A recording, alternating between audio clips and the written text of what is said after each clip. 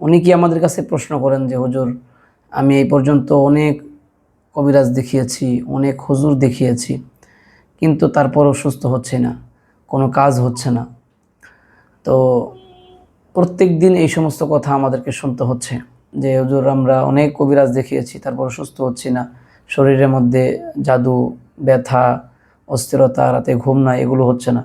ভাই, এগুলো শুধু আল্লাহর কালাম যারা রুকিয়া করে, হ্যাঁ, বা যারা আল্লাহর কালাম পড়ে ফু দেয়, এটার মাধ্যমে যাওয়া সম্ভব। আপনি নিজে যদি আপনি নিজেকে আল্লাহর কালাম পড়ে পড়ে ফু দিতে পারেন, অথবা আপনার ভাই, আপনার বাবা, আপনার স্বামী বা স্ত্রী, এদের এদের মাধ্যমে যদি কেউ আপনাকে সূরা ফাতিহা, সূরা নাস, ফালাক, ইখলাস এগুলো পড়ে পড়ে ফু দেয়, এটাই হচ্ছে রুকিয়া। এভাবে আপনি রুকিয়া করেন, ইনশাল্লাহ আপনি আস্তে আস্তে আস্তে আস্তে 2 মাস, 3 মাস, 4 মাস, 6 মাসে সুস্থ হয়ে যাবেন।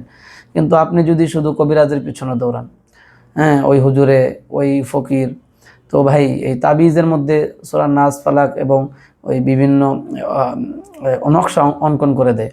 কেউ মাছি দেয়, মরা মাছি, কেউ গুণ দেয়, কেউ বসি দেয়, কেউ লোহা দেয়। তো ভাই এগুলো দিয়ে সুস্থ হবে আর কি গ্যারান্টি আছে ভাই? এগুলো দিয়ে যে জিন শয়তান চলে যাবে, জাদু নষ্ট হয়ে যাবে, এই মর্মে কোনো নস আছে কিনা? নস মানে কোনো হাদিস কোরআনে কোনো দলিল আছে কিনা? নাই। তো এখন ওনারা করে কেন? ওনারা তো এমনি বললে কেউ টাকা দিবে না। আপনাকে যদি বলি যে ভাই আপনি আসেন, আমি একটু পানি পরে দিব, তেল পরে দিব, আমাকে 2000 টাকা দিতে হবে, আপনি কিন্তু দিবেন না। তো আমি কি বলবো? আমি বলবো যে একটা তাবিজ নিতে হবে, এই তাবিজটার দাম 3000 টাকা বা 2000 টাকা। ভাই তাবিজের মধ্যে আমি কি লিখে দিব? সর্বোচ্চ সূরা নাস, ফালাক, ইখলাস, আয়াতুল কুরসি বা 33 আয়াত এই লিখে দিব। এটা লিখে বা তাবিজ আকারে শরীরে রাখলে শরীর বন্ধ থাকবে, এই মর্মে কোনো দলিল আছে কারো কাছে? থাকলে আমাকে কমেন্ট করে জানাবেন। আমার জানা নেই ভাই। হ্যাঁ, আমি যতজন উলামায়ে কেরামের রুকিয়া করেছি বা চিকিৎসা করেছি, আমি আসলেই জিজ্ঞেস করি যে আপনি যে তাবিজ ব্যবহার করতেছেন বা তাবিজ ব্যাপারে আপনার কী মত? হ্যাঁ, তাবিজ জায়েজ আছে, হ্যাঁ, জায়েজের জায়গায় রাখেন, কিন্তু আমাদের কাছে সুন্নাহ আছে, তাহলে আমরা কেন জায়েজে যাব?